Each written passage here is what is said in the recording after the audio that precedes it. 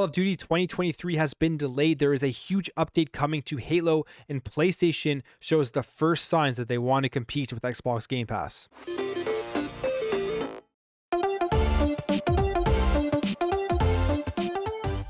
Welcome back to another video, guys. If you enjoy daily content, make sure to hit that subscribe button. So we got a breaking report here from Bloomberg talking about Call of Duty that is supposed to be coming out in 2023 that will be developed by Treyarch, and that is that game is going to be delayed a year, pushing it to 2024. Now, it says here Activision will not release a new Call of Duty game in 2023, delaying it by a year.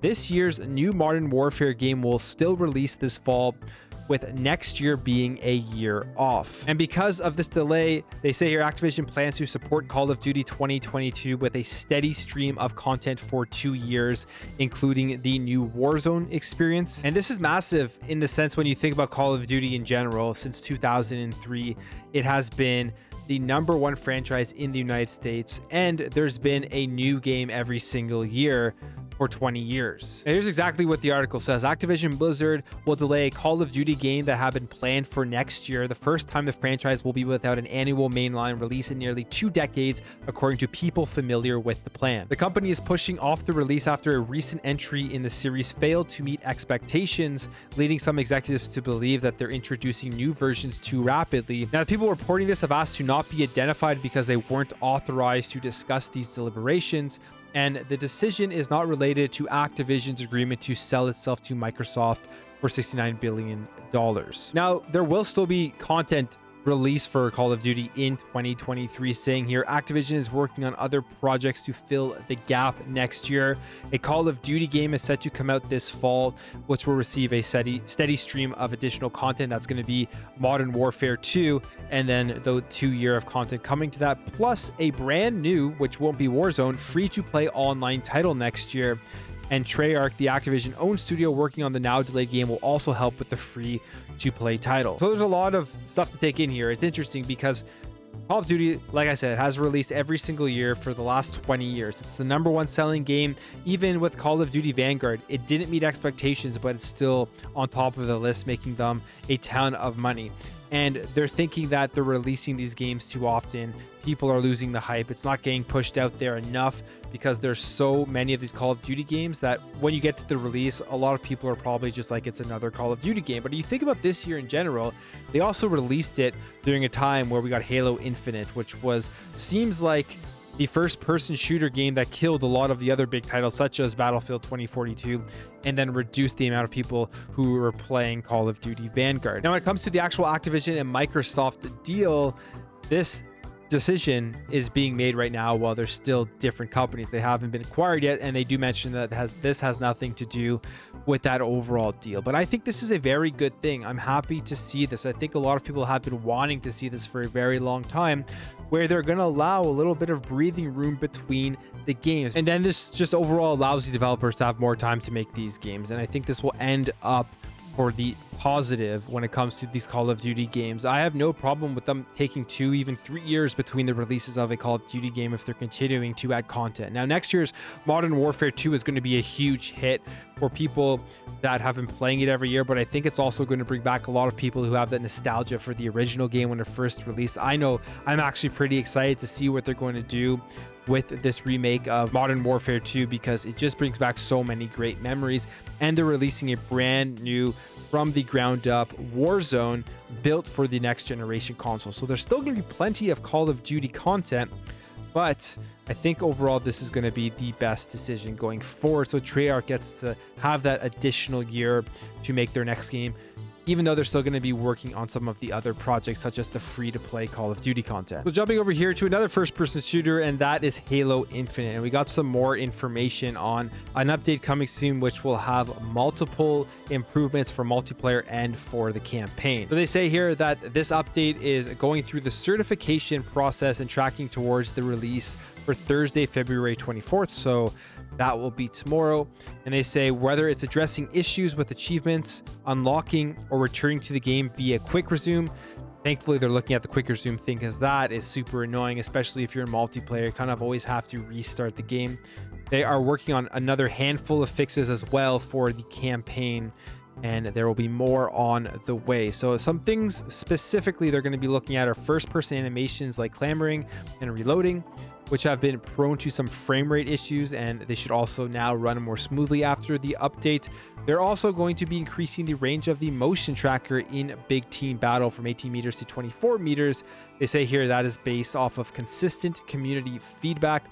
And a huge thing that they are going to be improving, which thankfully they are doing it, is 343's anti-cheat systems, and they promise some general stability and performance improvements on PC and console. So that's a good thing. More improvements coming to Halo Infinite, continuously making this game better for everybody to play, and we're going to see this for the next number of years, where it will always be improving. Now, that's not the only information we got about Halo Infinite. There was also this leak here, or this information from Halo Hub on Twitter, Halo Hub GG, who is known for having some Halo leaks, and they say here that if you're looking for new maps, there are a bunch more in the pipeline. Specifically, they say a while back before the launch of the beta, data miners found a list of 20 plus maps for Halo Infinite. We can confirm that we know of at least another 10 maps in the pipeline for the game in various stages of development. More info to follow soon. They also add to that they can also confirm that to the best of their knowledge, it includes a remake and reimagining of some fan favorites. So who knows if they are correct, if this leak is correct, if they're telling the truth, all that type of stuff. But if you're waiting for some new maps, there are some in the pipeline, and maybe one of your favorite older ones will be coming out for Halo Infinite. And finally, let's talk about PlayStation Now. So they had a pretty big announcement yesterday, and it looks like they're going more along the lines of Xbox Game Pass with this service, which I think is pretty surprising, as we do know that they have something in the works with Project Spartacus, and maybe this is just the beginning of what they're going to try to be doing with the Project Spartacus coming up. But they announced that on day one, on March 1st, Shadow Warrior 3 will be available to play on PlayStation Now. Now, for some people, this is a big deal. They want to play this game. They may go over to PlayStation Now to check it out, and other people may have no interest in the game. But what is the bigger news here is that this, I believe, could be the first time that they have done this on PlayStation Now, where a brand new game is coming out, releasing on day one, which is something that Game Pass has been doing for a very long time. And we've talked about this in the past before, where I had said PlayStation are going to follow along the lines of Xbox Game Pass in the future, whether that is getting a brand new service or adding games to PlayStation Now. But they're going to start putting games on this service day one to try to get more people over to their subscription service to try to increase their overall value of it. This, I think, is just the beginning of Sony starting to fight back against Xbox Game Pass. So it'll be a very interesting next couple of months, depending on what they do with their upcoming Project Spartacus subscription service. What are they going to do with PlayStation Now? Are they going to rebrand PlayStation Now into Project Spartacus? Or are they going to have PlayStation Now plus Project Spartacus?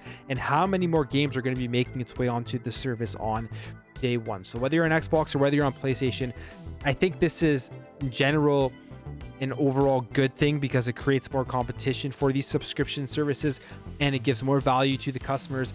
And if PlayStation were to create a real Xbox Game Pass competitor, putting some of their first party games in the service day one, getting more third parties into their service as well on day one, this will just give us as gamers more value, so that you're paying a small monthly fee for both of these services and you're getting so many great games all at once, which we're already getting with Xbox Game Pass. And PlayStation sees the money in that. They see how fast Xbox Game Pass grew in terms of these subscribers. PlayStation Now has been out longer than Xbox Game Pass and is nowhere near the amount of subscribers that it has. So they are definitely going to be making moves to try to compete further with the Xbox Game Pass service. Anyways, guys, that's it for me. Let me know what your thoughts on all of this stuff are. What do you think about Call of Duty getting that delay, the upcoming Halo content, and PlayStation Now getting Shadow Warrior 3 day one? If you enjoyed this video, hit that thumbs up button. If you're new here, you like what you saw throughout this video, consider hitting subscribe. Thank you guys for watching. Thank you for your support, and I'll catch you in the next video.